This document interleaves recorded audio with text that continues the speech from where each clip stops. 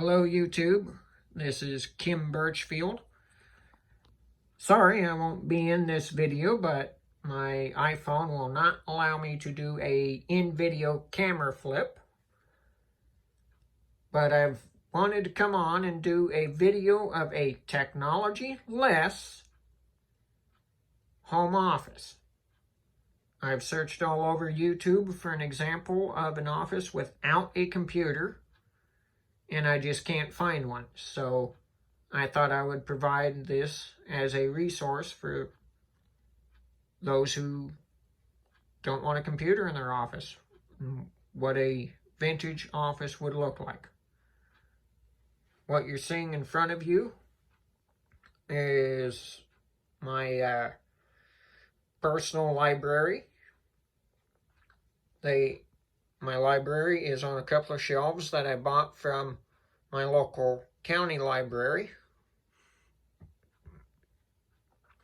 My local county library is in the process of moving as of the time of this video. So that's where the metal shelves came from, at least. The wood shelf in the center I've had for a long time, but I'll walk over and show you what's in them. This shelving unit mostly is research texts and so on. I've got family pictures and miscellaneous knickknacks filling the spaces.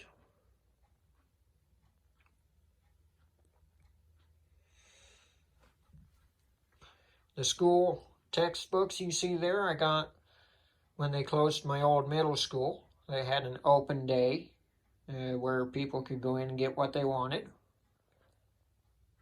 And that is one of my versions of the internet. Kind of an ancient way of doing things by today's standards. That is my first encyclopedia. This whole shelf is basically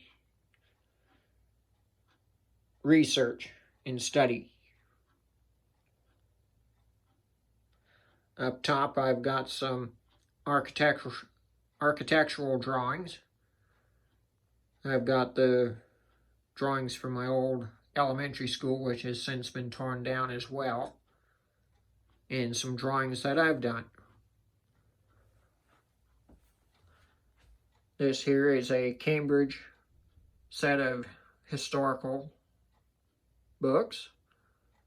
I don't have the complete set. I missed that at the library book sale.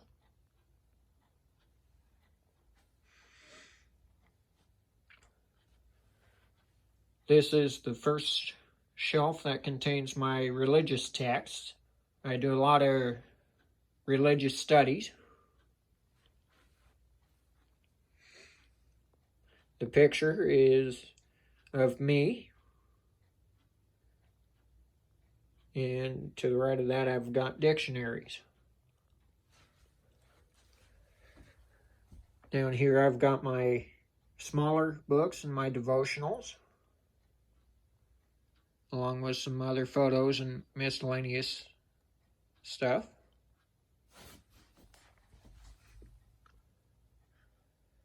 There's a closer view of some of my textbooks and educational books. I've got also my school yearbooks there and some maps. On the bottom, this book is a little bit too oddly sized to even fit in these large shelves. That is a National Audubon Society illustrated book. Contains a lot of birds of North America. And this is the New Book of Knowledge Encyclopedia. I've got two encyclopedias that I'll show you here.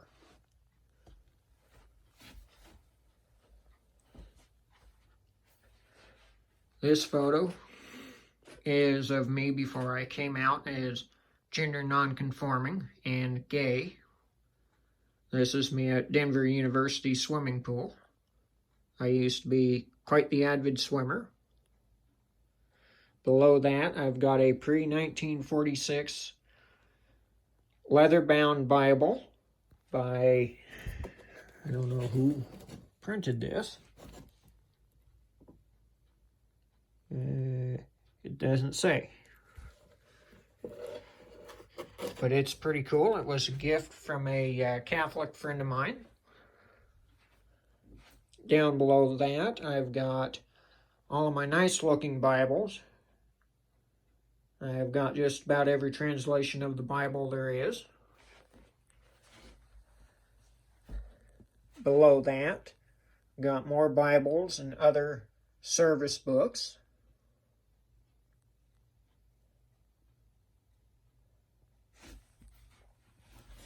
And below that, more miscellaneous Bibles and other religious texts.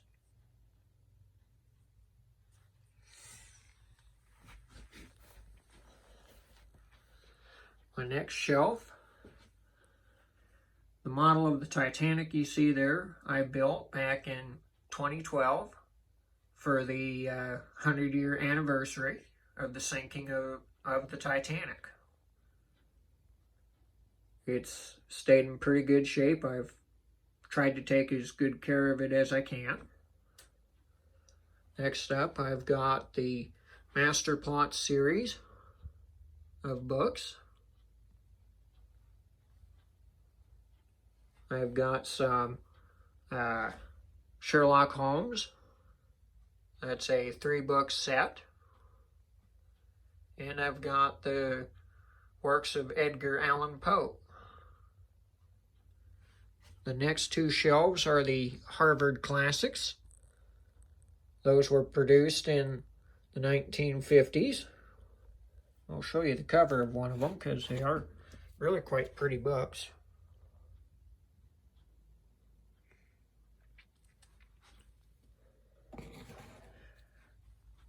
Most of these books I got from the library book sale. Below that, this is my second encyclopedia set. This is the New Standard Encyclopedia. A lot of great information there. Of course, it will be nowhere up to date as the internet is, but you make sacrifices when you can't afford certain things. The next layer, or next shelf here, I've got some random books. The textbooks I really ought to move over with the rest of the textbooks, but I just haven't got to it. And some randomness on the bottom shelf.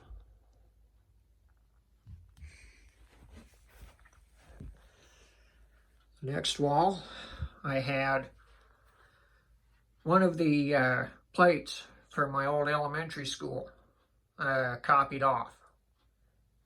And I framed it, and this is what my old elementary school looked like. And below that, I've got a photograph of my high school.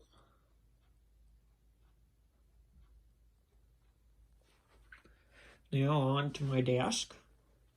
I won't show you what's in the desk, but I can show you what's on top of it. I've got my daily planner, a lamp, a deal with pins in it. And this is, other than the cell phone that I'm using right now to film all this with, this is my telephone. And next to it is my answering machine.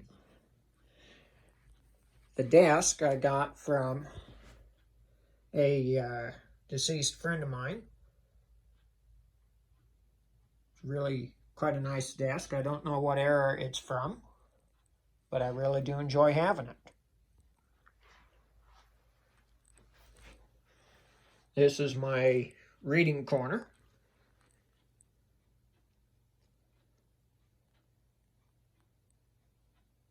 I've got a vintage 1970s lamp sitting on top of my filing cabinet. The fan you see in the picture I need to overhaul. The motor makes kind of an obnoxious noise. I think it needs some lubrication.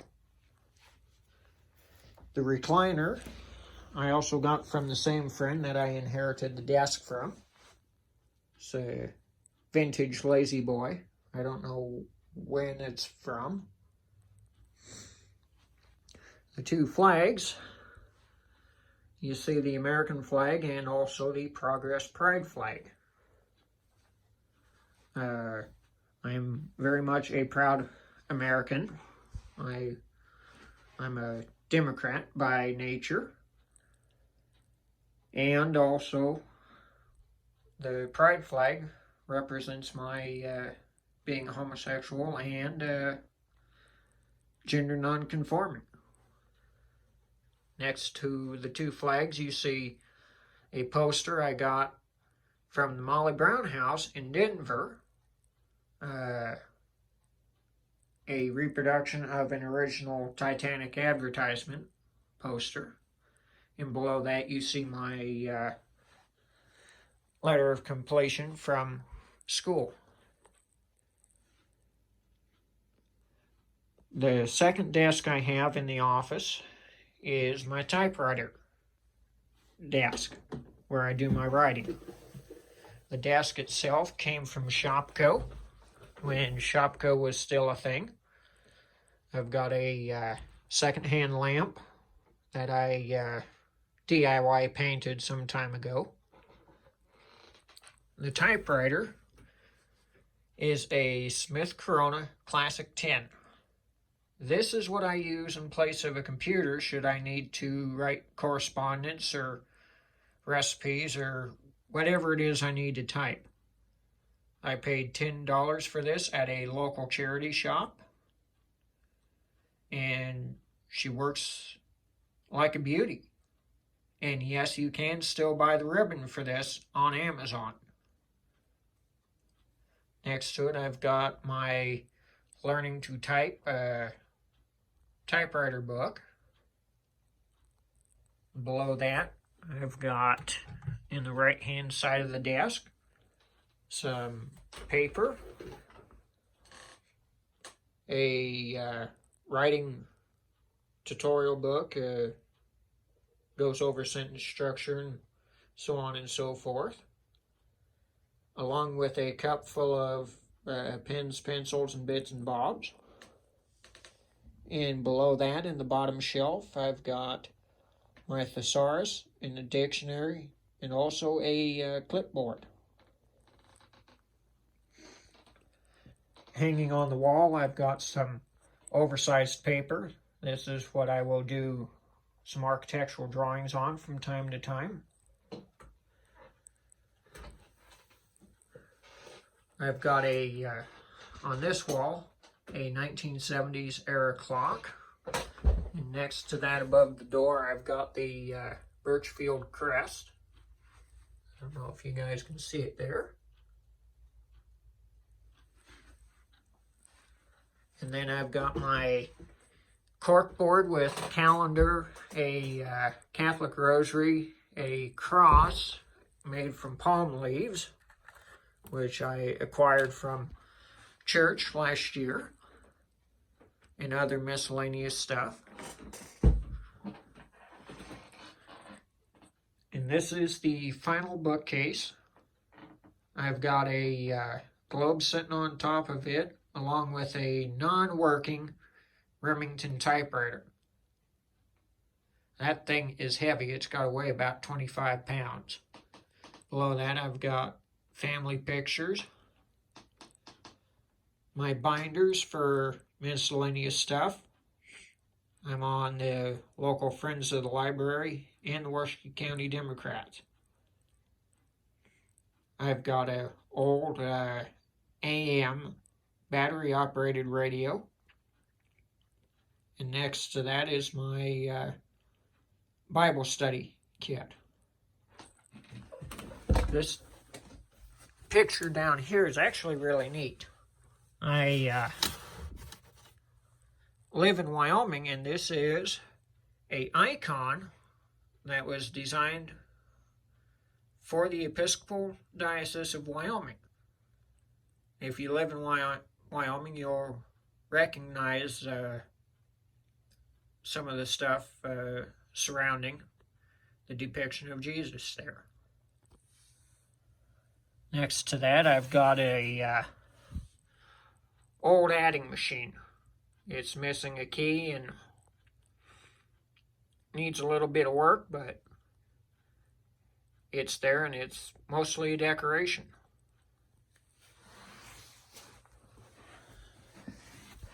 The closet I won't go into because it's mostly storage. I've got Christmas stuff and other miscellaneous stuff in there. I've also got the original copies of my elementary school architectural plans. I'll show you the other side of my desk real quick, and then we'll wrap this video up. That's the front side of my desk. And this is what it looks like when you walk in the room.